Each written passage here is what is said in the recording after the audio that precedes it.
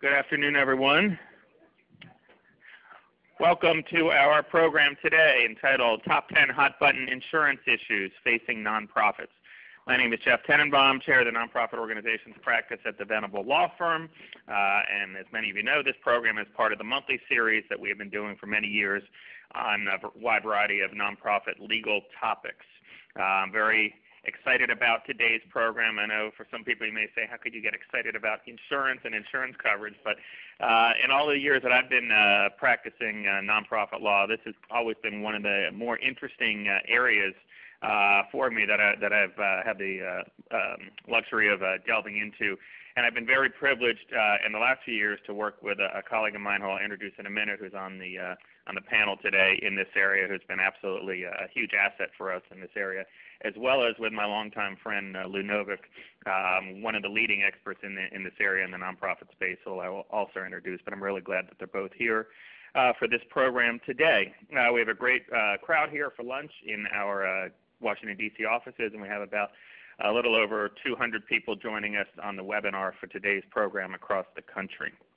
Preview of our first off, for those of you in the Trade and Professional Association community, these programs are eligible for CAE Continuing Education Credit.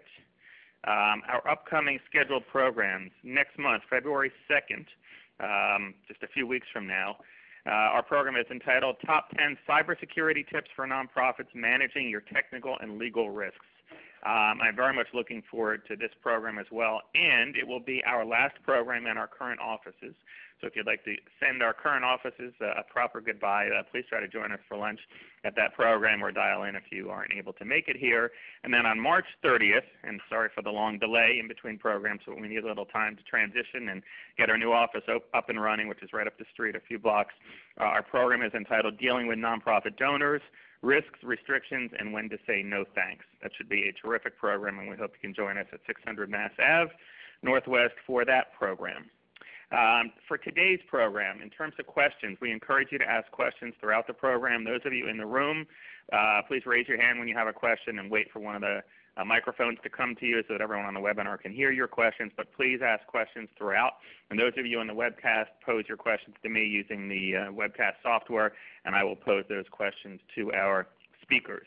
Those of you in the room have a handout booklet that has a printed copy of today's PowerPoint presentation along with full speaker bios and quite a number of excellent handout materials, some articles both by our team as well as by Lou Novick's team that I commend to your reading. Those of you in the webinar, in your confirmation email you received this morning, you have a link to the PowerPoint slides, and everyone tomorrow will receive an email that has a link to the recording of today's program along with the PowerPoint and all of the handout materials. And all of these programs that we do are hosted on our YouTube channel, a link to which can be found on the last slide of today's program. And feel free to forward the email you receive tomorrow to colleagues and others who may benefit from it. Now, our speakers. To my immediate right is Thomasina Poirot. Thomasina is an associate in Venable's Baltimore office. Thanks for coming down here today. I've had the privilege of working with Thomasina for the last few years in connection with insurance coverage issues for our nonprofit clients. Thomasina is a kind of a litigator by training, concentrating on complex pharmaceutical litigation, but also her other kind of part-time focus is on insurance coverage issues, and that's where we've taken full advantage of her in our nonprofit practice, and she's worked with many of our nonprofit clients in helping to assess insurance coverage gaps and analyze, help with disputes with insurance carriers and deal with other matters in the nonprofit insurance space. Prior to and during law school, she worked as a senior account executive for a large insurance company, and in that capacity she performed complex coverage and liability analyses as well as litigation management for asbestos, lead, hazardous waste, and pharmaceutical matters. And to Thomasina's right is Lou Novick, one of my longest time friends in the association community, a terrific guy who is president of the Novick Group, a commercial property and casualty broker located in the Washington, D.C. area and specializing and focusing exclusively on nonprofit organizations. By my count, Lou, your firm is celebrating its 30th anniversary this month in operations, which is fantastic. Congratulations to you and your colleagues. Prior to starting the firm 30 years ago, Lou worked for Marsh & McLennan. He writes and speaks extensively on topics relating to insurance and risk management, issues for nonprofit organizations. He's been actively involved in the nonprofit insurance market with a special emphasis on D&O, publishers, fiduciary, and miscellaneous errors and omissions lines. And he's also been a leader, volunteer leader in the association community, serving on the boards of the Greater Washington Society of Association Executives, the ASAE Center for Association Leadership, and the Finance and Administration Roundtable. You have a lot to learn, I promise you, from today's panelists. We're going to try to keep this as interactive and engaging as possible, and definitely feel free, like I said, to ask as many questions as you can. And without any further ado, I'll turn it over to Thomasina. I'll go first. Can everyone hear me? Okay.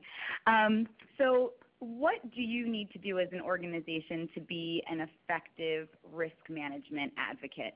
That's interesting. How many of you have ever read every single word of your personal policies or your organization's insurance policies? Yeah, no one has. That's sort of my job, Lou's job, to do for you. But you, as an organization, know exactly what your risks are, your liabilities, your activities, and those have to be carefully meshed with your insurance policies so that as you go forward, as you grow, as your organization continues, that your activities specifically are not excluded by your insurance policies. It would be, the worst thing to have a claim for an activity that you do every single day that is subject to an exclusion under one of your policies. Another thing that you have to look at is, are our policies appropriately covering our risk? Let's say that your organization is growing, you are going internationally, and you're sending all of your employees across the world. Do you have policies that cover your international activities? A lot of policies cover the U.S., Canada, and the U.S. territories. They do not cover all of your international activities. Based upon the world that we're currently living in with the terrorism and all of that, is kidnap and ransom coverage appropriate for your organization? So understanding what coverage you have and what risks you have, what activities you have, and making sure all of those are covered are really important. So it really begins from evaluating what you do from within and then making sure that your policies cover that. Understanding your organizational structure. This is really important because a policy has the named insured, and that's hopefully your organization. But a lot of your organizations, you've got subsidiary companies. You've got companies that you might own a portion of their stock, but not fully. And usually under a policy, a subsidiary is covered if the named insured organization owns 50% or more. But thinking about what organizations come under your umbrella and whether or not those organizations qualify as insureds under your policy and are afforded the same policy coverage is really important. Or if those subsidiaries, maybe they're newly acquired, maybe they have their own insurance policies. Just figuring out sort of what the structure is and making sure that the organizations in which you have activities and you have under your umbrella are appropriately covered, that's really important as well. The contracts, this is something that I think is one of the most important. There are contracts that nonprofits enter into consistently where they assume liability for activities. Those activities might not be covered under your insurance policy, which can be a big problem. A lot of contracts that I see are pretty one-sided, so maybe haven't been reviewed appropriately or reviewed at all by an attorney, and therefore are putting your organization at risk. And then also putting your organization at risk but not having appropriate insurance coverage is something that is really, really detrimental. So knowing what's in your contracts, when you've assumed liability, that's really important for insurance coverage purposes. And don't assume that your brokers know who exactly you are. this goes back to the subsidiary issue. Don't assume that they know who your subsidiaries are and whether or not those subsidiaries are covered under your policies. Don't assume that they know whether or not you have volunteers. We'll talk a little bit more about volunteers later, but on a broad scale, volunteers should be covered under your insurance policy. The definition of insured should be employees, volunteers, interns, et cetera. But under some policies, I see that volunteers can be specifically excluded, and that can be a problem. So don't assume that brokers know who you are. Make sure you're telling them all the activities you have, all the people who perform these activities, whether or not you have independent contractors is a big issue as well. In a lot of policies that I see, independent contractors do not qualify as employees.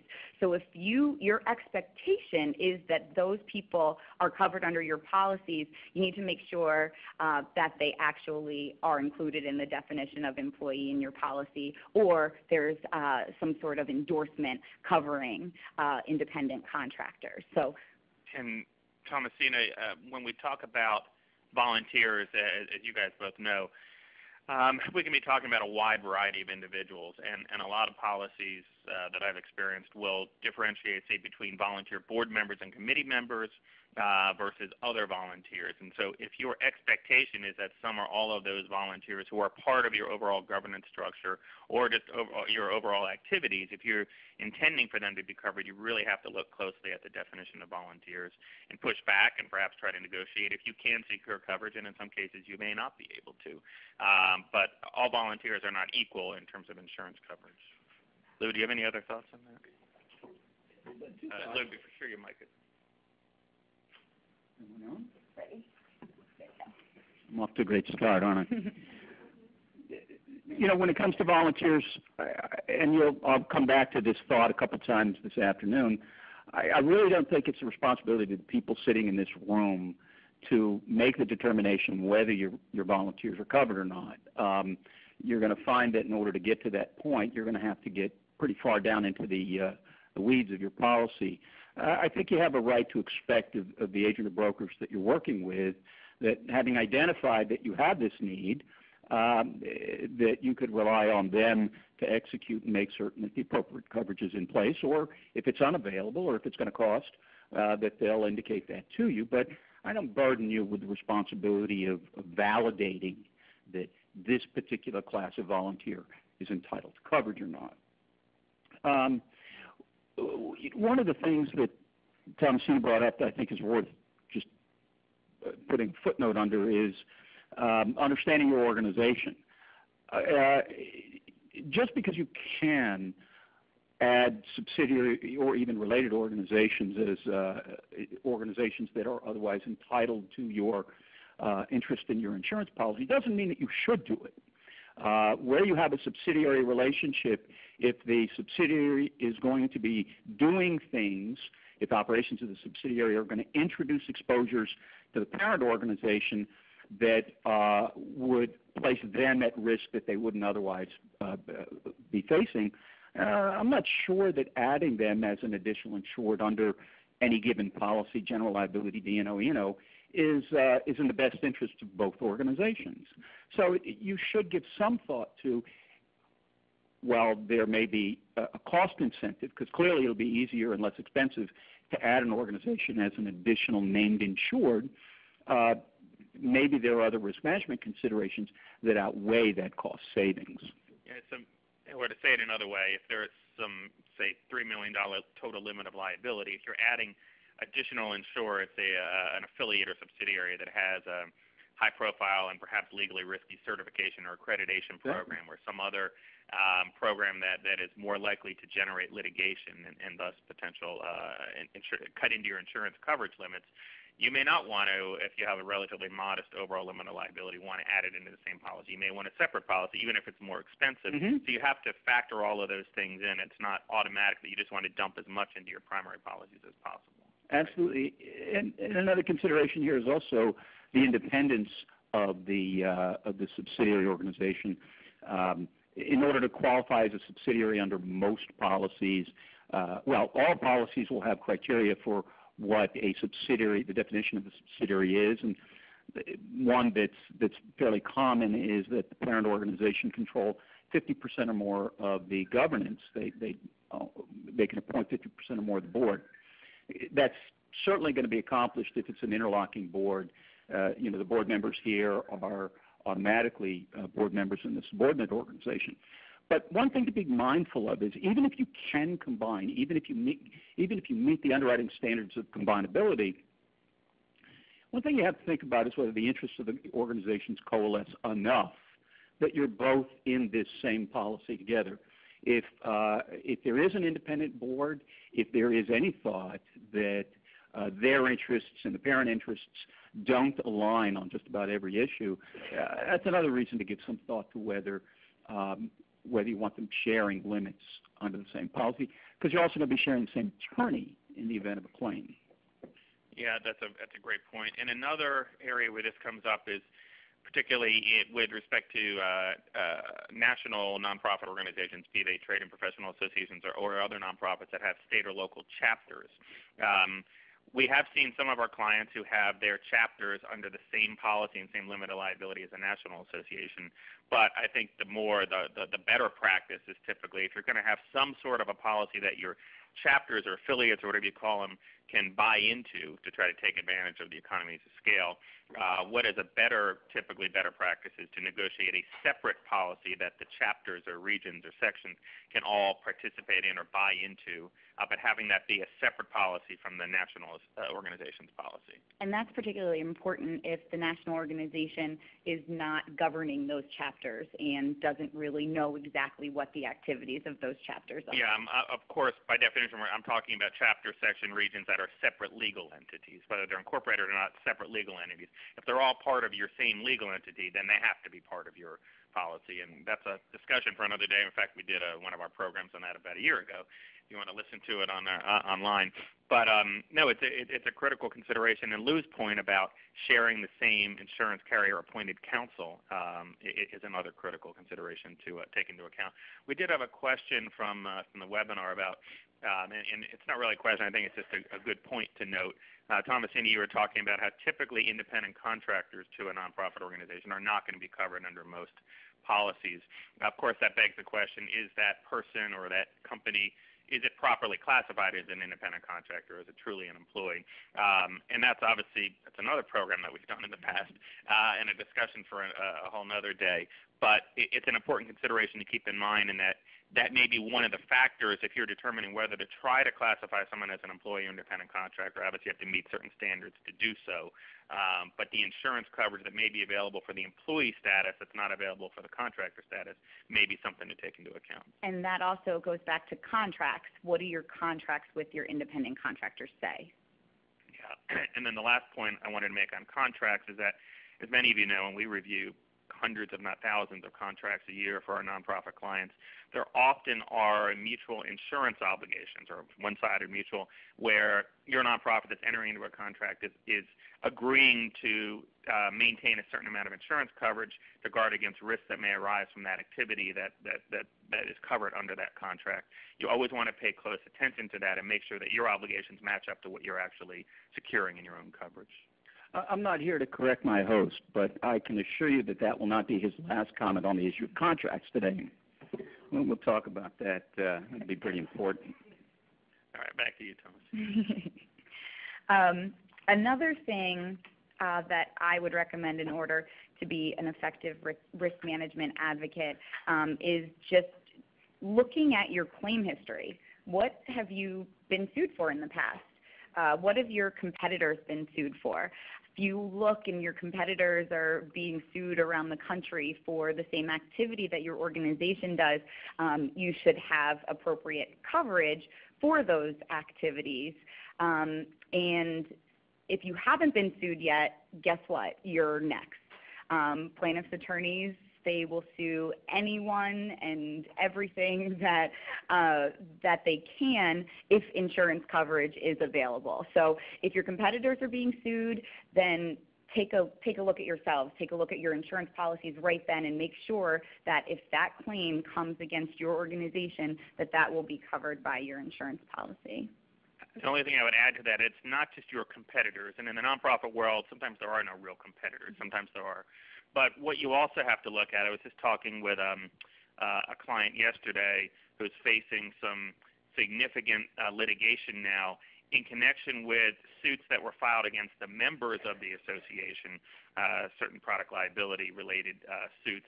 But they've now brought in the Industry Trade Association on claims that it was the standards that were set, voluntary standards set by the association that kind of caused the member of that association to act in a particular way, which then caused personal injury and or property damage to the plaintiff.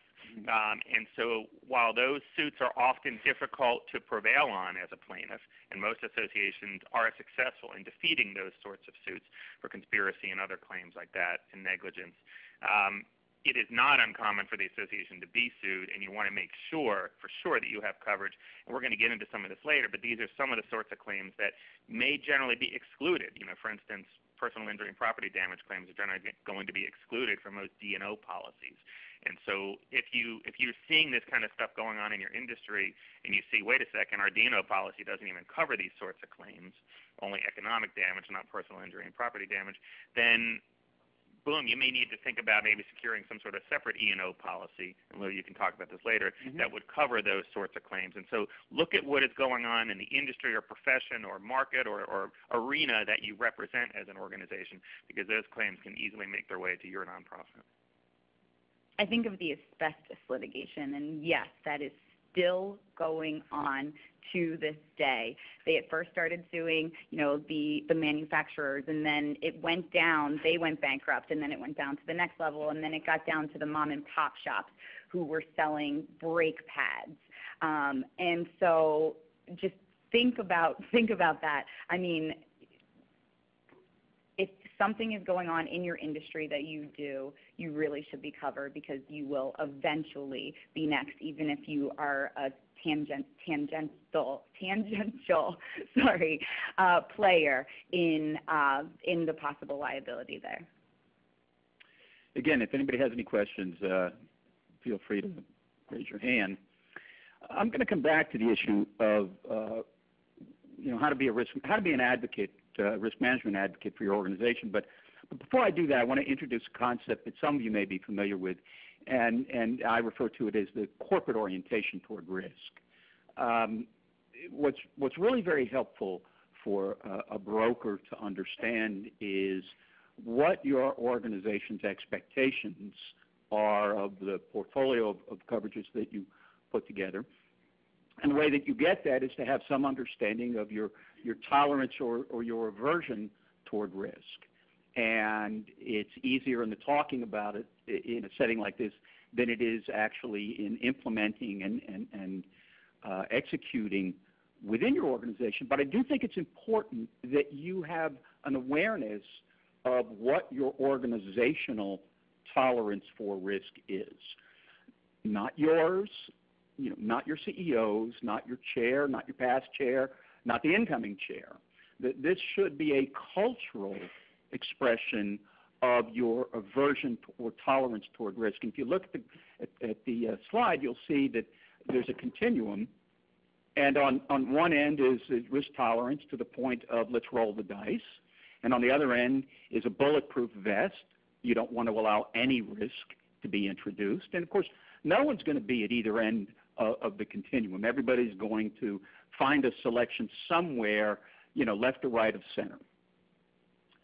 But having some understanding of what your organizational tolerance of risk is important in decision making, not just for insurance purposes, but if it's really articulated well enough that people understand it, it should be worthwhile across all your operational platforms. From meetings and membership, if you have those, services that you provide, contractual relationships that you're willing to get into. What you want to be able to do is to convey from senior management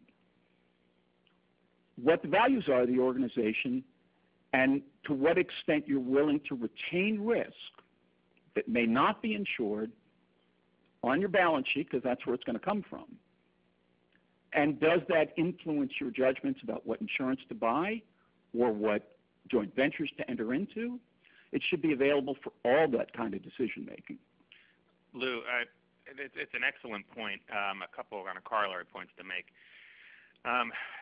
First off, you're exactly right that some of our clients and some nonprofits that I've dealt with over the years really believe that risk management is just all about insurance, and that if you have the right insurance, it can just deal with all your risks, and the greater your limit of liability for different policies, the greater your protection is.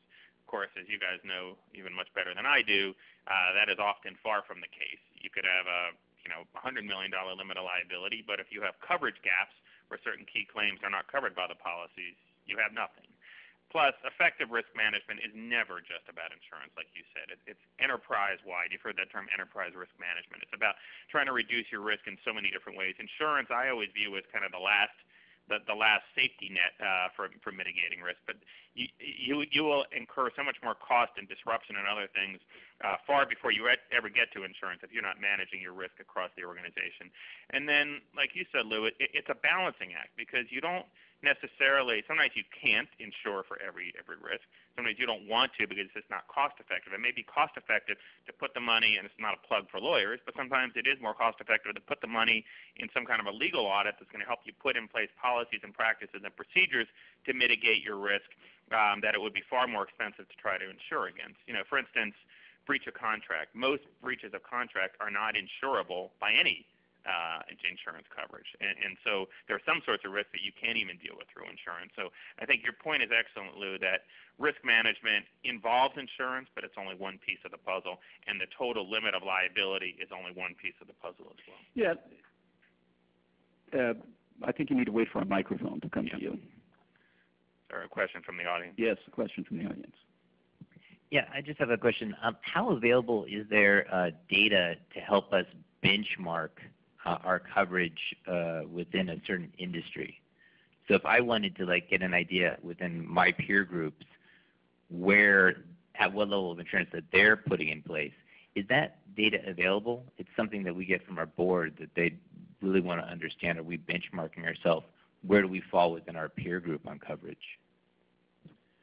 If I can, I'm going to talk a little bit more about how to look at your peer group and how do you synthesize that into action for your own organization. But if you don't mind, I'm going to defer that for just a couple of minutes, but I will get to it.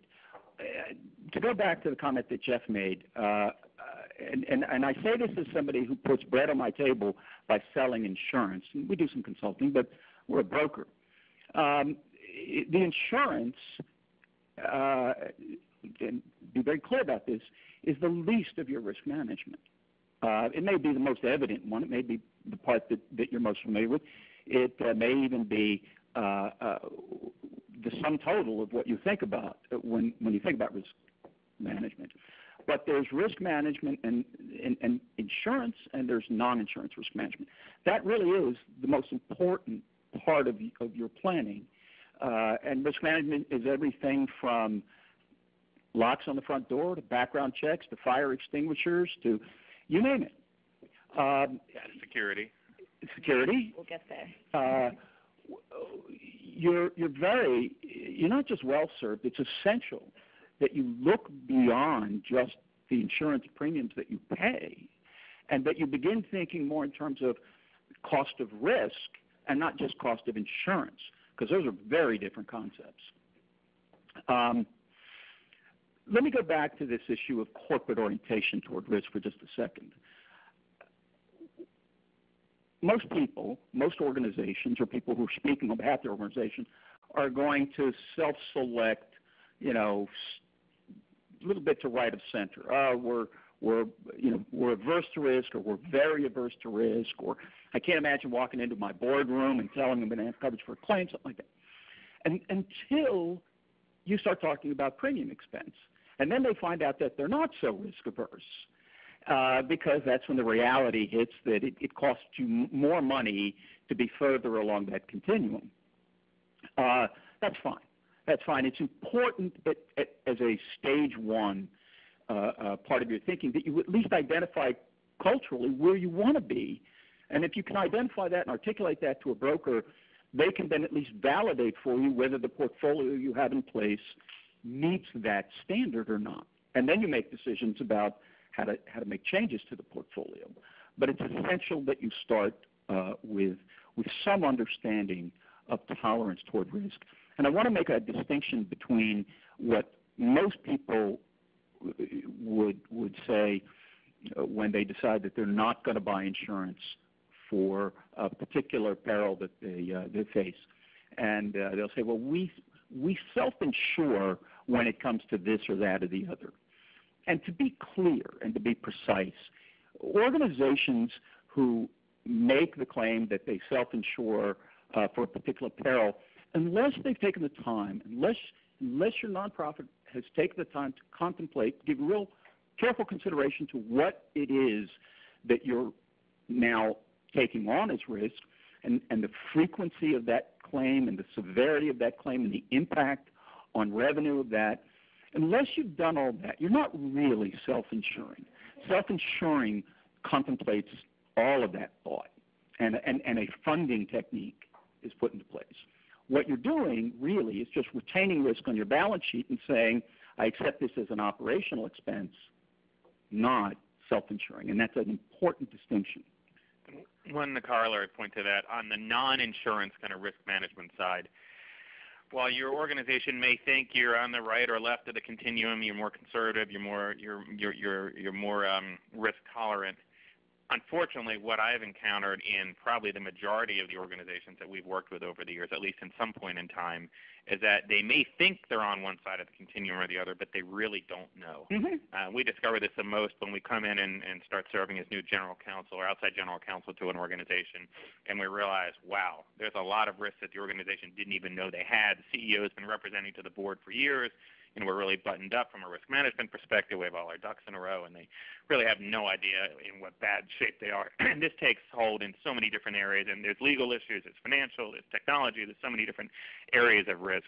But my point here is that don't just assume that because you think you have a certain culture when it comes to risk management that the reality matches up with the perception, because it often doesn't.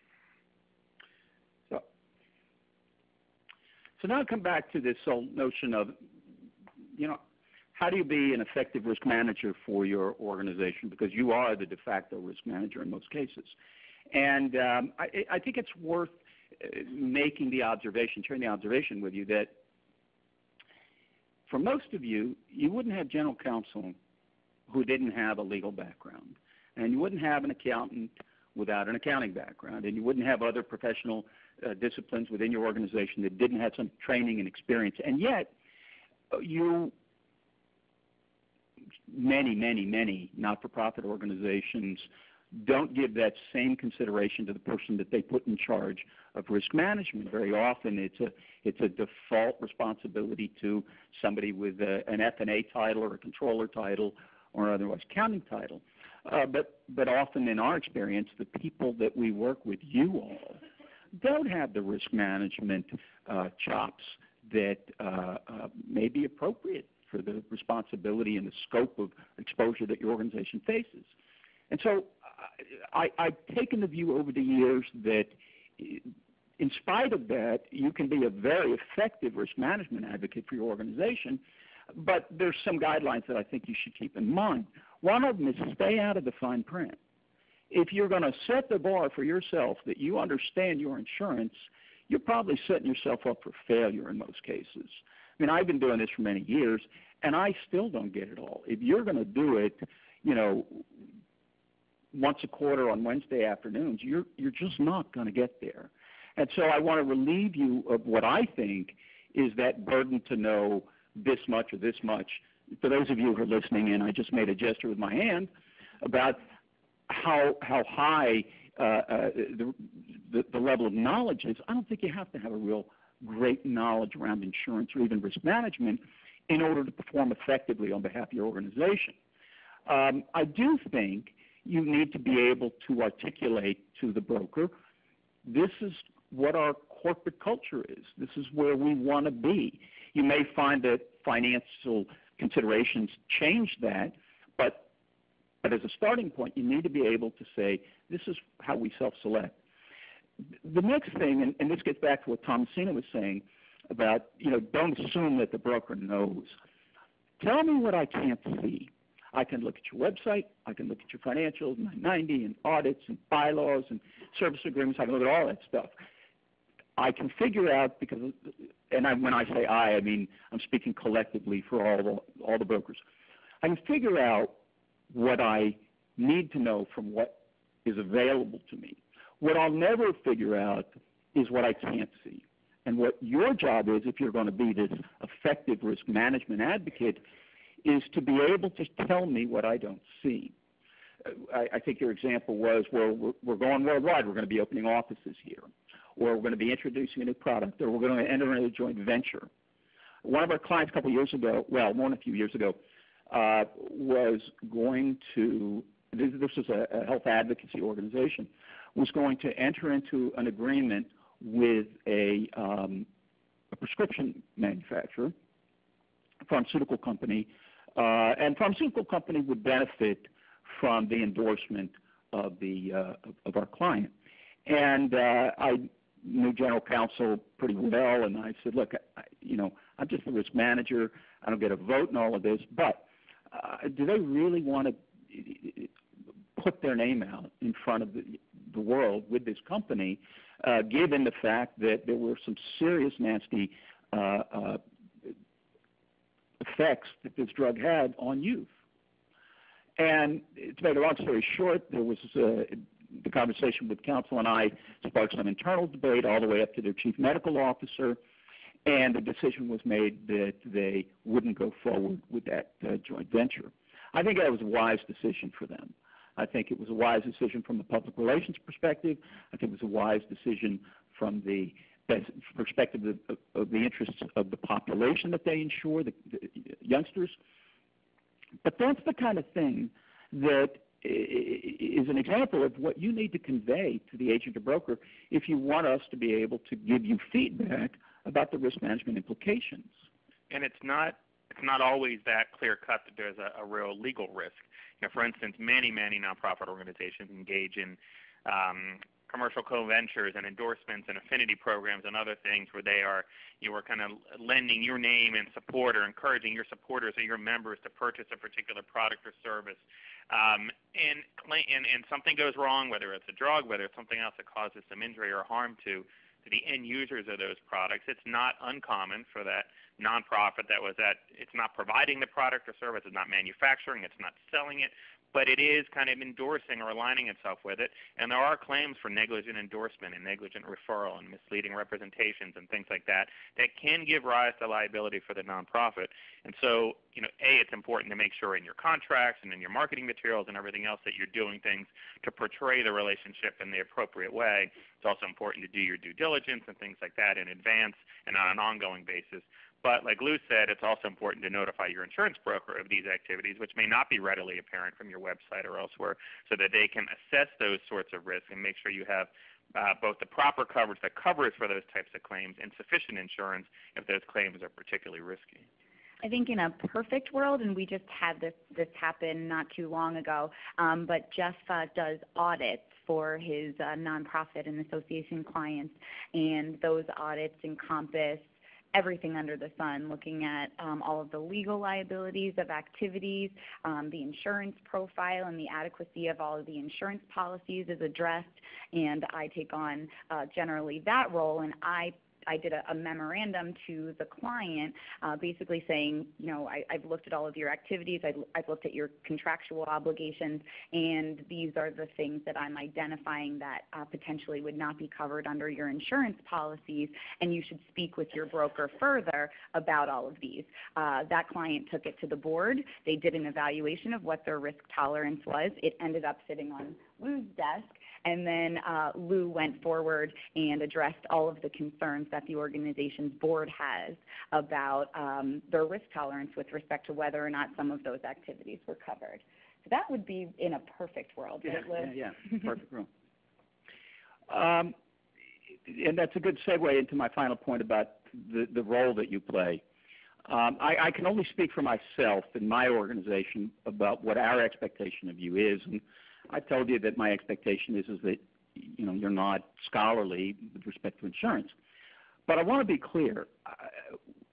I never want a client of mine to say, this is what the broker told me to do, because I'll never tell you that. And none of my people will ever tell you to buy it or not to buy it, or to buy $5 million or $3 million or $10 million. Your expectation of the broker is to inform your judgment based on what we know about who you are and what you do and where you go and who you do it with and where your money comes from and what you've told us your preferences are in terms of tolerance for risk and all of that, and synthesize that into guidelines that should help inform your thinking. And then you make the judgment, not me. And if I disagree with what you've decided, if I have standing to register my dissent, we will. And if you make a decision that's still not aligned with my recommendation, I'm fine with that, because it was an informed decision that you made with the relevant decision level criteria, not getting into the weeds, but you need to take ownership of that. And if you forget 15 minutes later why you made the decision, I don't care. I don't burden you with that. What I burden you with is owning the information that we can provide that allows you to make the decision on behalf of your organization with all the things we talked about. And you know what? Maybe it's the right decision and maybe it's not the right decision.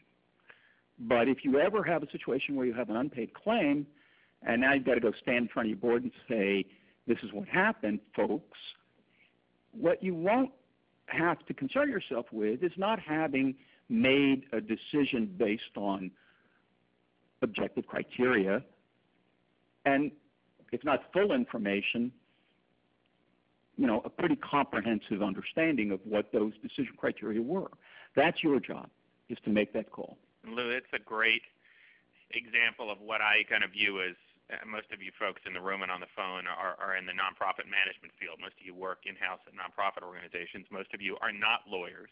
It's an interesting fact that most of the participants in our monthly programs are not attorneys, which is interesting and encouraging, because I feel like one of the most important roles that you can play in nonprofit management who are not attorneys is that you need to take legal advice, you need to take insurance advice, you need to take outside financial advice and technology consulting advice and other advice, business advice, and then you need to roll that all up and factor it all into your decision making and then make informed decisions. If you always do what the lawyers tell you to do, you are not going to generally be making the best business decisions for your organization. Same thing for Lou and insurance brokers and other sorts of outside advisors. But in my view, in my experience, the most effective kind of nonprofit managers are ones who are able to really take all of that stuff into consideration, digest it all, understand it all, and then be able to make informed decisions that, sometimes the financial or business or public relations or member relations considerations are more important than the legal ones, and you're willing to take some legal risk or take some insurance coverage risk because those other things are predominant, but you can't make informed decisions if you don't have a good handle on all of those things. So what types of insurance policies should you have? Some clients think that having a commercial general liability policy is sufficient and that's it.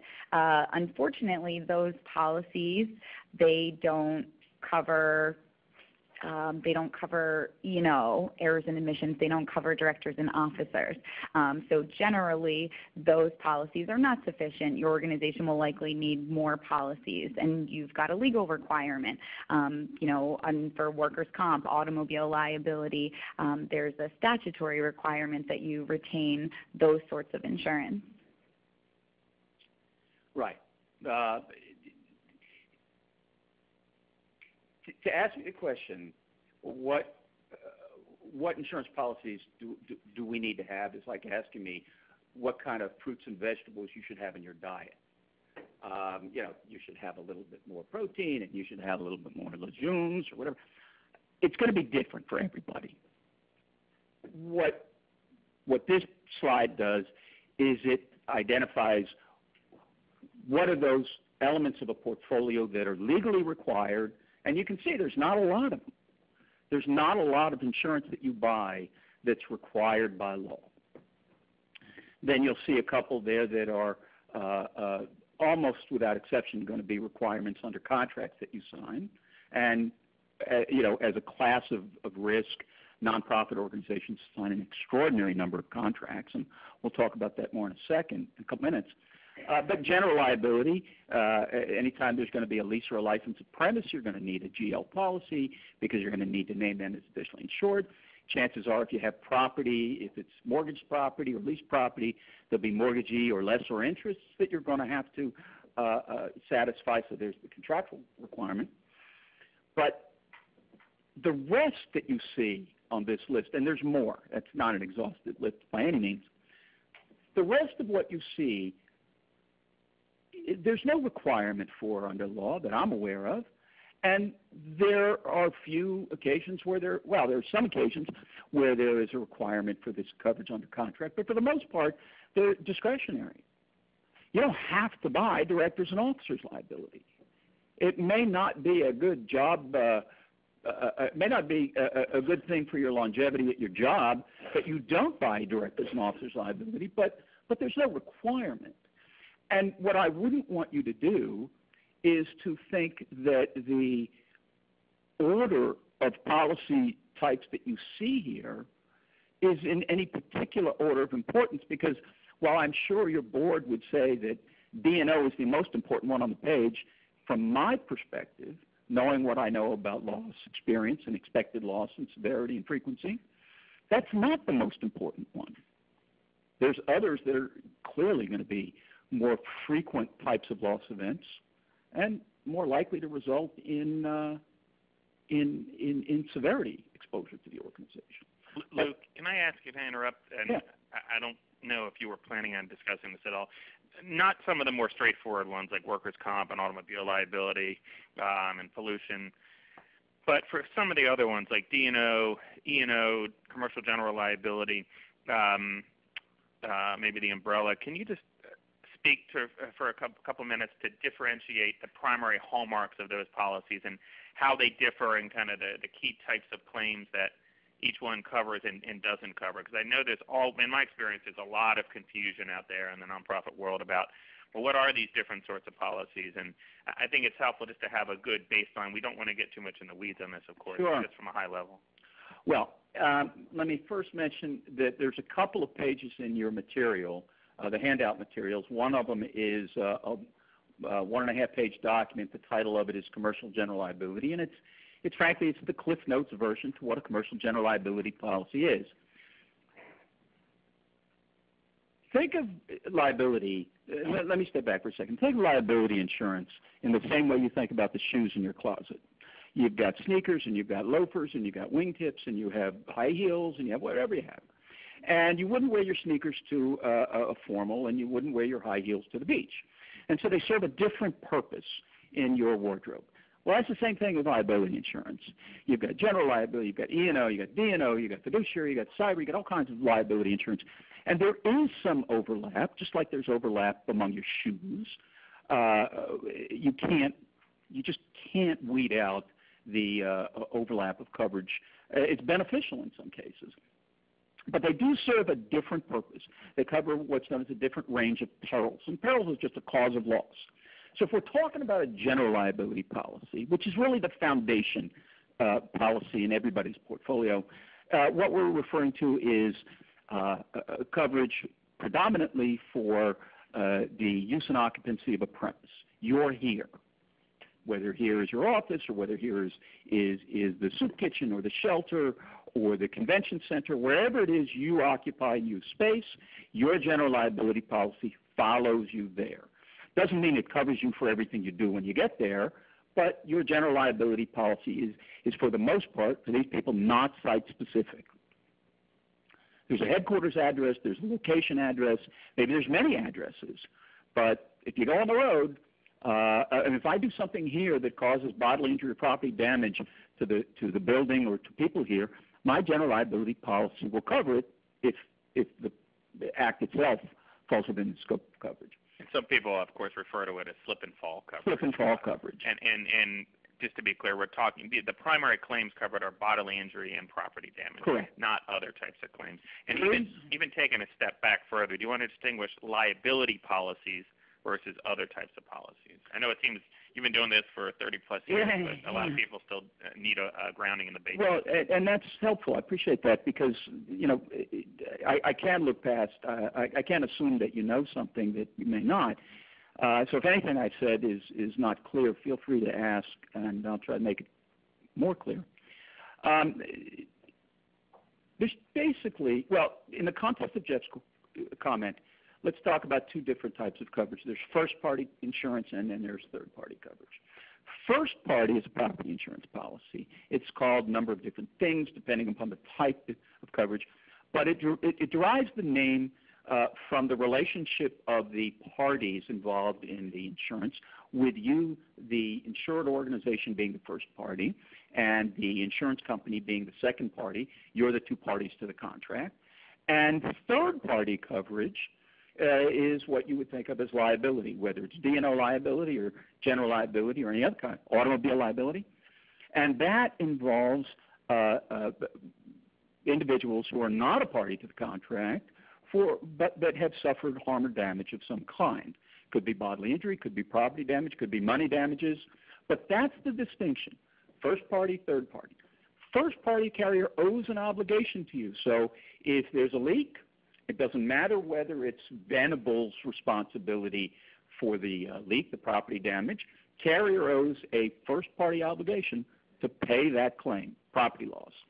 If the guilty party or the party that was negligent or responsible, the carrier wants to go after them, they initiate what's known as a subrogation action. Subrogation is a right of recovery that you have that you transfer to the carrier once they pay you, and they go after the people who had the leak to begin with. But the carrier owes you this first party obligation to pay your claim. Third party, and this is where it gets a little confusing, because you think, well, this is beneficial to me, is where the carrier owes you two things in a liability policy. Well, you can write them a little bit different, but for 95% of the world and circumstances, carrier owes you two things under a liability policy. They owe a defense obligation, and it could be a duty to defend, it could be an indemnification, and they owe you... Defense meaning, sorry to interrupt, defense meaning if someone else is suing your organization or threatening to sue you, then the carrier has to step in and provide a defense for you. So that's a duty to defend. Right. I mean, that's the thing that we typically think of in these sorts of policies. Someone's suing or threatening to sue you, and the carrier is going to step in and hire an attorney for you or pay your legal fees or reimburse you. Right. The obligation of the carrier to tender the defense, not only to, the distinction is the carrier obligated to simply indemnify you for legal expenses that you've incurred, or to actually tender the defense on your behalf. It's a much longer conversation than we'll have this afternoon, but by and large your preference is that the policy be written on what's known as a duty to defend basis. That's typical of your general liability and umbrella and automobile liability policies. One of the things that may not be obvious to everybody is that the obligation of the carrier to provide a defense, whether they pay for it or pay for it and provide it, is really the biggest benefit to you. Most claims, most liability claims, close at zero payment to the plaintiff, to the complaining party. Depending upon the type of claim, employment practice or automobile liability, whatever, easily half of claims are going to close for commercial insureds at zero payment to the plaintiff. But there will be expenses incurred for defense costs. As Jeff said, and as Thomasina said, really all you need to do is be associated with the facts and circumstances. You don't really need to be negligent to be named as a party to a claim. And if you are named, and there is an obligation under the policy, you get the benefit of defense. So for most of you, that's really what you're buying. And really the defense costs can be incredibly expensive. I'm not going to say that lawyers are cheap at all, but your defense costs in a claim, I mean, if we look at when we get to cyber policies, the costs of investigation, monitoring, the cost of the attorney to oversee that entire process is probably more expensive than any sort of indemnity that the insurance company is ultimately going to pay. And that's yet another layer of being an effective risk manager, understanding which of your policies the defense costs actually erode your limit. So when you're trying to determine how much are we comfortable with getting for an insurance policy, you really need to consider whether or not any defense cost paid towards any claim that is received is going to erode your aggregate limit. So if you only have $1 million in an aggregate limit and you're paying an attorney $750,000 to get out of a claim, the amount left under that policy for the entire year, if $1 million is your aggregate, is only $250,000 for any other claim of that sort that would be tendered under that policy. And to say it another way, sometimes policies can or are written where the defense costs are outside the coverage limit. And in an ideal situation, that's what you want. So again, it gets back to my earlier point that for those of you who are just fixated on the total amount of limited liability, that's often, in my experience, just been a red herring, and it's not one of the most important things to focus on. I would agree. Lou, real quickly, do you want to just quickly distinguish between kind of a 2-minute overview of what D&O policies typically cover versus E&O policies? That's another very common area of confusion that we see. And maybe contrast the two to CGL, commercial general liability. So another way to think about, why do we have all these policy types? Let me just give you a bit of context. There's 3 kinds of exclusions in any policy you're ever going to read, only 3. I've got an exclusion in this policy because it's not covered here because it's covered under another policy that I either have or is available to me. Second type of exclusion is it's not covered here, it's excluded, but I could buy it back for an additional premium. And the third type of exclusion is it's not covered here and it's not covered anywhere and I can't buy it. Nuclear types of risk, things like that. That's important to keep in mind when you look at general liability and D&O and E&O. So we already talked about general liability being Jeff refers to as slips and falls coverage, and that's a good descriptor. You don't have property, you don't have products. So unlike a manufacturing organization who maybe they make a pharmaceutical or maybe they make a lawnmower blade or whatever they make, your organizations don't have that. You have services. And liability that arises from those services is not covered under a general liability policy. So you don't have a products liability. What you have is an exposure to service liability. The rendering or the failure to render or the negligent rendering of these professional services may expose you to an errors and omissions or professional liability claim. You did it and it was wrong, or you didn't do it and you should have, or you published a guideline or a standard or a voluntary standard, you accredited somebody, you took the accreditation away, whatever it was, and there was the allegation that you did it negligently and that it resulted in harm. That's what an E&O or professional liability policy is. It can cover bodily injury or property damage, just like a general liability policy does, but it covers them due to different perils that cause the claim, cause the harm. And it can be more than, oftentimes, generally is more than just bodily injury and property damage claims. For instance, if it's a publication that you put out and someone alleges you put out some bad information that caused some injury, it's probably not going to be, or could be bodily injury or property damage. It's more likely to be economic damage, or you infringe someone's copyrights or trademarks. Those will generally be covered under those policies as well. So it's a broad, it's not based on the type of damage that occurred. It's more based on the underlying activity that gave rise to the claim. Mm-hmm. And that maybe distinguish that between D&O policies, which are kind of, I don't really know a nonprofit organization that doesn't have some form of D&O coverage. First point I just want to make is that the name is a bit misleading. A lot of people think D&O coverage just covers directors and officers of a nonprofit organization. That is absolutely not the case. In fact, in my experience, and I'm sure in yours too, the coverage for the directors and officers makes them all feel good. They always ask me about it. I want to give board orientations. But the claims against the directors and officers, the volunteers at least, that rarely ever happens. Mm-hmm. It's the coverage that it provides for the organization itself, for the types of claims that you'll explain in a minute. That, to me, is the most important part of D&O coverage. But it's a more limited policy than your typical E&O policy. It's different, but it just doesn't cover a lot of things that people think it does.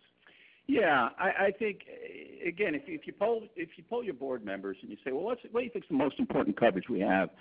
I'm willing to put a lot of money on the fact that hands go up when you say, is D&O the one? They don't know what they're afraid of, but they know they're afraid of something, and the more we have, the better we like it. And, you know, when I have conversations with you folks about, well, you know, what are you buying, how much are you buying, and I want to know, well, why did you buy that much? Why did you buy 5? Why didn't you buy 3? Whatever. If the answer is my board told me they wanted 5, that's the best answer in the world. Don't buck that. Until they give you license to stand up and challenge that, that's enough. But I do believe that you need to, you know, push a little deeper in your own space about why you buy, what you buy, and how much you buy. We'll talk about that a little bit more in a minute. But to get to the issue of directors and officers liability in particular, anybody in this room with an organization that doesn't have D&O coverage? Really? And that's a decision that was vetted by and approved by your volunteer leaders? Okay? I don't disagree with that. I really don't. I'm not saying it's the right one, but if it's a thoughtful, informed decision, it's fine. Well, I might qualify that with the condition that if you have, I'm not so worried about, I mean, if your board is okay with that, that's one thing. But, you know, for instance, to me, one of the most important parts of most D&O policies, and by the way, there is no standard D&O policy or no standard E&O policy, whereas in a lot of these other policies, especially things like commercial general liability and whatnot, there are standard policy forms that are typically used. These policies vary wildly. And of course, there's no one size fits all. You got to find the best one that fits your organization and your risk tolerance and your cost ability and ability to pay, et cetera. But with D&O policies, one of the most important coverages is the employment practices coverage. You know, the number one category of lawsuits and litigation and claims and threatened claims against nonprofits has always been in the employment area and probably always will. And so as such, you have to have employment practices coverage. Yeah. Now, you may have some separate employment practices policy. The woman whose organization doesn't have D&O coverage. But if you have employees, you absolutely need to make sure you have employment practices coverage. There's a lot of other things that D&O policies can cover, liability for copyright infringement, trademark infringement, defamation, sometimes antitrust liability, general negligence claims that do not involve personal injury and property damage. But there's a lot of things that they don't, like breach of contract, except for employment contracts. And then because these policies vary so much, we see so many different definitions of what's covered and what's not, and who's covered and what's not, and what the exclusions are. And a lot of this can be negotiated, depending on how much leverage you have, depending on how much you're willing to pay. But I think it's really fundamental to work with your broker to understand not only everything we've already talked about what are your risks and whatnot, but to understand these different types of policies and make sure that you have kind of the appropriate mix of policies, and each policy which is properly negotiated with the right endorsements, which are like amendments to a policy, to make sure that you do have the right size that fits your organization. Yeah. And before we move off of this, I get a lot of questions from clients about or from nonprofit clients mostly about event coverage. If you've got... Can I interrupt? Oh, I just want to wrap up a point about directors and officers. Go ahead, Rose. So I don't think I've explained what D&O is. D&O is an executive management policy. The genesis of this is litigation that corporations would be faced with, having to do with shareholder type exposure, violations of SEC guidelines and things like that. In the history of this going back into the 50s and 60s, there was, to the best of my knowledge, no not-for-profit version of this corporate directors and officers liability policy until the late 60s when Lloyd's of London comes out with one. It is because the exposure that gives rise to the coverage involves a shareholder constituency that I kind of puzzled for the first 10 years of my career why any of you people bought it to begin with, since you didn't have shareholders. And there really aren't too many claims that come up under the D&O element provisions of coverage. As Jeff pointed out, there could be defamation, there could be infringement of intellectual property. The mother of all claims is going to be antitrust. But that's a fairly low, with each of those, that's a pretty low frequency event in the not-for-profit space. And with the exception of antitrust, they tend to be fairly low severity. Now, there have been plenty of big pops, and your organization could have had one or may have one. But in terms of claim frequency and claim severity, the expectations here are pretty low in the D&O line. Used to be, after 1991, employment practice was bolted onto the D&O policy, and it really became a de facto employment practice liability policy because 80–90% of the claims in any given year would be some variation of an adverse employment action, a wrongful termination, a hire, discrimination, whatever it was. Important to keep in mind that that has now morphed into what's most carriers call a management liability policy, which bundles together different modules of coverage, D&O and employment practice. You can get kidnap and ransom and fiduciary and crime. But the two key ones are the D&O and the employment practice. Anybody in this room looking at that policy, your own policy, the over-under ought to be that there's pretty comprehensive employment practice coverage, because that's the expectation. That's where the claim's going to come from. High frequency, low severity. Yep, could not agree more. And the last point on this, a lot of these policies are no longer called D&O policies. Right. So if you're looking at it, in fact, most of them I think that I've seen are not called D&O policies. So you may be talking about that to your broker may understand it, but they're called all of these other things. All right, we got to keep moving on because we're running a little short on time. So yeah, just really quickly about the event cancellation. If you've got one huge fundraising event, like a lot of nonprofits do, and that's sort of fundraising or revenue generating. Revenue generating, correct. Conference, educational conference, trade show, anything that's a huge source of your annual revenue. If that's a huge source of it, I had a client that had an annual fundraising, revenue generating event, whatever you want to call it, in Europe, and there was a huge labor strike and the event was canceled. If they did not have event cancellation, they would have lost $2 million that they make at that event. Because they had event cancellation insurance, they were able to recoup $1.8 million. So that possibly could have been the end of that nonprofit organization, but because they had event cancellation insurance, it was an administrative nightmare getting all of their contracts and getting all the expenses together. But at the end of the day, I mean, they recouped pretty much what they would have raised from that fundraising event. Yeah, and as Lou and I have had many discussions over the years about event cancellation coverage, usually in connection with certain big events that have caused the cancellation of a number of nonprofit and association events. That's a whole program for another day about what kind of things are covered, what are excluded, how do you define how your losses are going to be calculated. I see we have a question about that from the webinar. We're not going to be able to get into all those details, but just also recognize, like some of these other sorts of policies, all event cancellation policies are not the same. There are big differences. They can be negotiated, but it's critically important because some things are just simply going to be excluded from there, certain events that you can't predict and that are just not insurable under those coverages. So if you're thinking one big thing is likely going to cause a cancellation, you better make sure that your policy that you're purchasing is going to cover that. I didn't include anything on event cancellation in any materials, but I can get one to you, Jeff, and if you want to add it to the... Yeah, when do you do that, and we'll include it when we send it out tomorrow. A primer on event cancellation insurance. Just the final comment on the general liability, D&O, professional liability. There are handouts that talk about, as I said, general liability, and there's one here on commercial general liability versus professional liability to give you a little bit more idea of what some of the distinctions are between the two and why one is essential and one is not necessarily.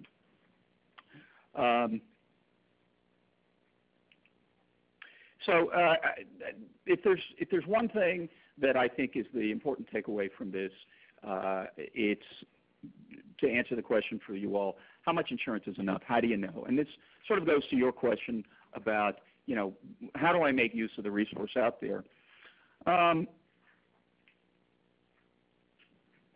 First of all, I think any decision that you make in any kind of management discipline's got to be based on information and objective information that's available to be measured in some fashion. If we're talking about property insurance, I know it's easier in the saying than it is in the living, but it really shouldn't be more complicated than adding up a column of numbers, and the one at the bottom is the one we want. It's getting to that those source documents and understanding what goes in that's so important in making that decision. So, my thought is to make sure that you include all types of property. It's not just property that you own, desks, chairs, file cabinets, computers, whatnot. It is, I venture to say, everybody in this room that has a lease for space has a requirement in that lease that you insure the improvements and betterment, that initial build-out. And for some of you, that's an extraordinary amount of money. That, too, has to be included in the property, the insured value. Things like property under lease. So you've got, in our office, we've got 2 copiers. One of them's like $70,000. That, too, has to be insured under your portfolio. So the idea here is make certain that you are global in the way you approach the scope of property that you have, and then to make certain that the valuation that you're giving it is not a book value. Too often we'll go in and we'll see a property insurance limit with a prospective client, and it'll match whatever the depreciated value of their property is. That's not the number. The number you want to insure is the cost to replace that current replacement cost value, not book value. So now let's talk about liability insurance. And the question is, how much do I need? And the answer is, I don't know. Even if I know you very well, I don't know what there is no answer. There is no single right limit of liability. It generally is going to be a range of limits from this number to that number. If you buy at the low end, it'll say something about your tolerance toward risk and your financial constraints. And if you buy at the high end of that range, it'll say something else about your financial constraints and tolerance toward risk. But there's no one number that's right for you. And if anybody asks you, you can tell them I said it, or you can claim it for yourself. I don't know. I'll never know. And by the way, again, this is not a plug for the lawyers, but it is very difficult. Lou is one of the exceptions, but it's very difficult for most insurance brokers, and even Lou would say this in certain areas, for him to fully assess your legal risks and what your biggest legal risks are. It often takes attorneys to be able to really understand what are those most likely risks, what are they likely to translate to. And in our experience, and Thomasina gave a great example before, kind of the best risk management practices involving insurance are a team effort between management, the lawyers, whether they're inside lawyers or outside, and your insurance broker. And it's when the 3 of them are working together that you can best assess your risk and best assess what sort of insurance coverage you need. It's a good segue into, how do you approach this, how much insurance do I need? It is a team effort. I'm a risk manager. I can tell you what I think your exposure to legal liability is, but I can't tell you what your legal liability is. I'm not the trier of the facts. If you want to get close to that answer, I can tell you what peer group experience has been, but counsel can tell you what your likely legal liability exposure is based on information that they too have. And so what you need to be able to do is to look at your peers, organizations that may not just be a C3 or a C6, depending upon what you are, and try and pull from that population not what their limits of coverage are, because frankly you don't care. You don't care how much insurance they buy. It's of no value to you. What you care about is their loss experience. What happened? How often did it happen? How bad was it? If you really want to get granular, what was the composition of loss? How much was defense? How much was indemnity? You want to know, there's lots of stuff you want to know. That's how you get to an understanding of what your own exposure to risk is going to be. You probably don't have enough loss experience on your own, even in the frequency lines like employment practice or comp, to be useful as a predictor of what your future loss experience is going to be. Few organizations, I would imagine, that are here today can do that. So you need to look to the peer group. And in order to gather that information, you need to go to resources like Venable. You need to go to organizations like ours, brokers, who have some specialty in the nonprofit space, who either have that information or are able to gather it for you, and then be able to take that information. This is what they do. This is how we're similar to that. This is what their loss experience has been, and use that as a way of predicting what your own exposure is going to be, what your own needs are. As Thomasina pointed out, or Jeff, I forget which one pointed out, a big important part of this decision is whether defense costs are included in the limit of liability or whether they reduce the limit of liability. All your GL policies are going to be defense outside the limit. Some D&O policies will be defense outside the limit. Some are going to be defense cost reducing limit. All your E&O policies are going to be reducing the limit of liability. And then come back to this point that I've been hammering on this afternoon, the corporate orientation toward risk. If I look at your policy, if I look at your, I don't know, umbrella policy, D&O policy, G&O policy, and you've got $4 million, it won't matter what the limit is. I'm going to ask you, why do you have 4? Why don't you have 3? Why don't you have 5 or 7?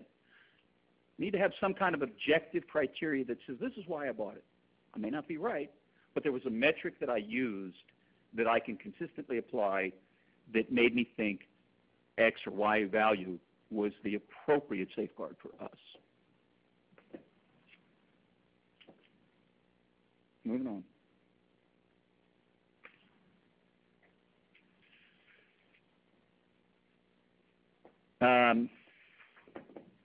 In 2012, I'm sure you'll all remember there was a shooting in a movie theater in Aurora, Colorado, and what a tragedy that was. A number of people, I think there were 12 or 17 people that were killed, and many more were injured. And I began to think back then that this was the next iteration of violence in the workplace. It wasn't going postal anymore. And I thought, even though there wasn't a not-for-profit exposure, this was not an event that was hosted by a nonprofit. This is where you go. When what's amazing about workplace violence and the exposure that nonprofits have is my workplace violence exposure is limited to 1 Church Street. That's where my office is. The organizations in this room, you people do a lot of business away from the front door. You host events in convention centers, and you have satellite offices and satellite service centers. Some of you have vehicular operations where you're actually out in the community and doing work.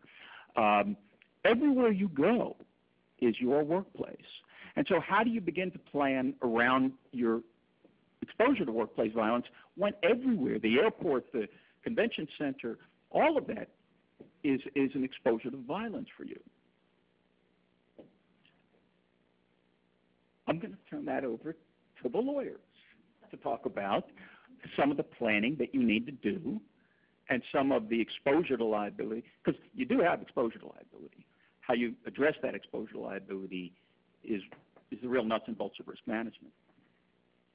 I mean, I think that the number one may be, what's your security? I mean, how are people getting into your building? Are your back doors locked? It's just very small things. How are people accessing your buildings? And I think that that's probably the number one. Jeff? Yeah, no, it's another example of how risk management in this area, insurance is kind of your final safety net, but there's so many other things that you have to do, whether it's physical security. There's a bullet point in the slide about contractual assumption of risk. That's a big one for us, the lawyers. As I said, we review and negotiate probably thousands of contracts each year for nonprofit organizations, covering many different issues and aspects, but one of them is risk assumption, and particularly when you're, say, contracting with a facility like a hotel or convention center, or a transportation company like a chartered bus company to transport attendees at a convention, or any other service providers, a caterer that could give rise to liability risk, whether it's physical risk like we're talking about here, or other sorts of risk, food poisoning, over-serving someone alcohol, then gets in a car accident, all these sorts of things.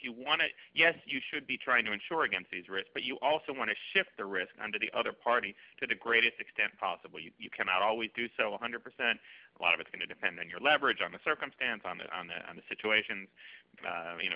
city or state-owned convention centers are often much more difficult to deal with in this regard than, say, a private hotel or other facility you may be renting or leasing some service from.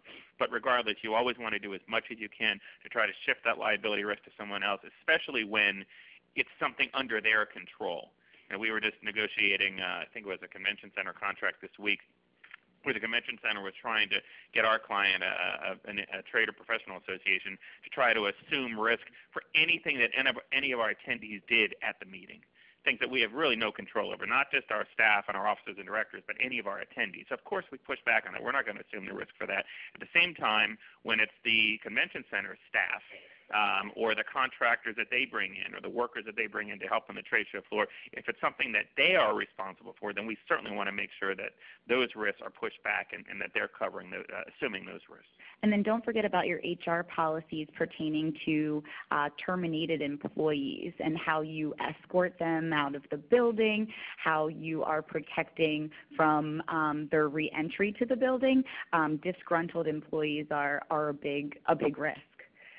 Why don't we go to cyber breach? That is something that we've seen in the news everywhere over the past couple of years. I mean, it's really, for organizations large and small, it's a very big risk. Look at JP Morgan, Target, Sony, et cetera, et cetera, et cetera. There have been unintentional and intentional data breaches that unfortunately have placed a lot of consumers' both personal identifying information such as birth dates, social security numbers, et cetera, and then also their financial information such as their credit card information out there for people to use and take and manipulate. So how does that happen? I mean, it can happen unintentionally. You could have an employee that accidentally sends an email to Jack Smith and they wanted to send it to John Smith, and that's absolutely unintentional. But that's a breach. You can have it when, again, a disgruntled employee possibly takes your customers or your employees' birth dates and social security numbers and opens up new accounts. Look at Wells Fargo. We see this consistently, and you want to make sure that your organization is protected. Because technology is everywhere, and nonprofits and other associations have employees who are given laptops, who are given iPads, and those things have access to this information. You obviously need to make sure that your software has the appropriate firewalls, et cetera, but sometimes that's not enough. Sometimes it just happens, and there are legal implications of data breaches. One is HIPAA. Yeah, just because we're running out of time, and not to try to promote our programs, but our next program on February 2nd, Top 10 Cybersecurity Tips for Nonprofits Managing Your Technical and Legal Risks, is going to spend an entire program talking about these things. So if we can just kind of jump right to everything you're talking about is critically important. There's literally not a week that goes by that our practice, and particularly lawyers from our privacy and data security practice, are working with our nonprofit clients because of breach. We're going to spend the whole 90 minutes next month talking about this. But do you want to just talk for a second about the insurance coverage issues in this area? And we will touch a bit more on that next month as well. Some think that cyber breach is incredibly expensive, and for some organizations it will be. It is based, generally, the premiums are based upon how many records your organization keeps.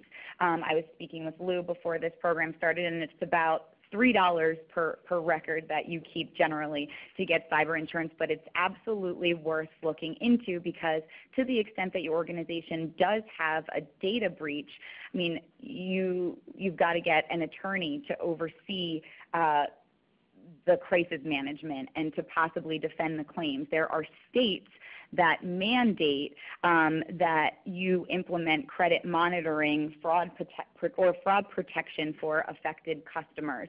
I mean, you just keep seeing it. There has to be investigations into your software and why this happened, and you just keep seeing dollar signs line up.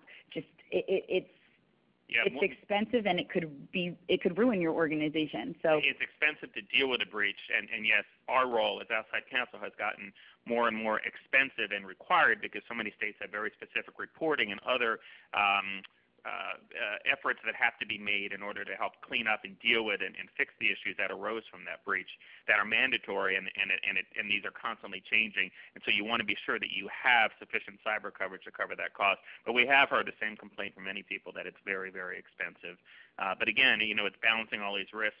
Presumably, the more you're doing to shift risk off to your outside service providers, which is frankly where a lot of the breaches that we've seen most recently in the nonprofit community aren't coming from the nonprofit staff or internal management itself. It's coming from outside service providers. So you want to try to shift that risk off to them, make sure they have sufficient coverage to help cover that if they don't have the financial means to cover it. But securing your own coverage can be critically important too. And it could happen through one of your vendors. So making sure exactly that the contractual liabilities is pushed towards the vendor. That's really important part of making sure that hopefully you're protected for any data breach. It's a critically important part. And one of the participants has said the cyber policies that they've encountered are useless without a retroactive date. So focus on it's not always going to be possible to do, of course, but you want to be sure that whatever you think you're insuring for has an effective date that works for you. We skipped over slide 10 about workplace violence insurance, but we had a question, a simple question. Can you purchase insurance coverage for workplace violence? Lou, do you want to take that for Yeah, so the exposure to workplace violence is really a general liability exposure, and bodily injury, property damage, where there is some assertion of negligence on your part that contributed or caused it. It's nothing more than general liability. There is a separate workplace violence coverage that is offered, and we do push this. We think it's important. But this has to do not so much with legal liability exposure as it does with the limited counseling and mental health and crisis resources that you need in the event that there is a episode of workplace violence in your workspace. But it's not intended as a liability addition to your portfolio. Where you're going to have coverage or not is going to be in your general liability and umbrella liability policies. Okay. Let me just correct one thing. I said $3 per record for premium. That's not premium. That's how much it is per record for notice and monitoring costs. You'd have to defer to Lou with respect to exactly what the premium would be for your organization. Okay, and then in our last minute, if you guys want to speak to this final slide, I think we already covered the one after this about volunteers, but if you want to speak to this, and then we're going to wrap. All right, we're going to do a real rapid fire here. Everybody here, just like going away from the front door and doing a lot of things outside your headquarters, as a class of risk, you sign an awful lot of contracts. Many of those contracts have risk allocation provisions, indemnification, hold harmless insurance, that are unfavorable to the point of being onerous from your perspective. Just because your broker issues a certificate of insurance doesn't mean that your insurance complies with all those terms and conditions. I can tell you right now it doesn't, almost in every case. Late claim notice, I know a lot of people aren't clear about what this means, but there's a provision in every policy that compels you to, it's a condition precedent to your right to coverage under the policy. Give the carrier notice of the claim within a reasonable period of time. That'll change from policy to policy. And by notice of a claim, a lot of people think that's just receiving a complaint, which is basically a notice of a lawsuit being filed. It's generally far earlier in that, and the definitions vary, but it's generally any information that you would receive that would lead you to reasonably believe that you may be subject to a claim. And that actual lawsuit may not come for over a year later, but what we've seen in too many instances is that the carrier will push back if they later learn. So you don't file a claim until you get hit with a lawsuit, but they learn that you had noticed some threatened letter from the plaintiff over a year earlier. You never gave notice to the insurance carrier. They have the right and often will try to deny coverage for them. And that segues into application errors, which very, very few people think about. But more claims are denied because of mistakes that are in an application than issues of coverage itself, where a representation was made in an application. It was material to the underwriter's decision to provide coverage. That information isn't just a misrepresentation. it's determined to be a material misrepresentation, would have influenced the underwriter's judgment had she known about that. And the option that's available to the carrier is going to be based on the state and the particular policy. But one of them is that coverage is void back to the beginning. That's a serious concern. When you have an issue of late claim notice from an old policy and we went to a new claims made policy, that becomes even more serious. You're not covered for everything, I'll tell you right now. There's a lot of the expectation that you're covered. Yeah, right. But you're not. You'll read policies that'll say, in consideration of premium paid is hereby understood and agreed that carrier will pay all sums you become legally obligated to pay. Don't believe it. It's not true. There's plenty more policy text behind that that conditions that promise to pay all sums you are legally obligated to pay. There is a tremendous amount of retained risk in what you do. You never take one sentence in an insurance policy on its own because they don't exist on their own. Mm-hmm. What you think you're covered for then in several paragraphs later gets taken away in the definitions, and it gets taken away in the exclusions, and then maybe it's given back in an endorsement. Yeah. That's how it works. You have to read a policy in whole in order to understand what you're covered for. And this is probably why none of you have read your insurance policy from front to back. We did have one of our attendees who takes very much pride in the fact she reads every word of every insurance policy, and I told her very good for her. She's the exception, not the norm. So if you've taken anything from this, it's take a look at what you're doing, take a look at what you want to do, make sure that you understand what your risk tolerance is, talk to your board, your management, etc., and then make sure that that is married with your insurance companies and your organization isn't precluded from coverage for things that you expect will be covered. All right. Thomasina, Lou, thank you for a terrific job. Thanks all of you for joining us here today in person and on the phone. And we hope to see you back here beginning of next month on February 2nd or online. Thank you very much. Thank you. Thank you very much. Good job. I enjoyed it. Yes, Thank you.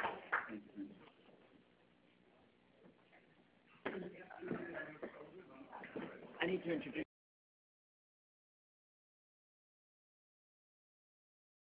you.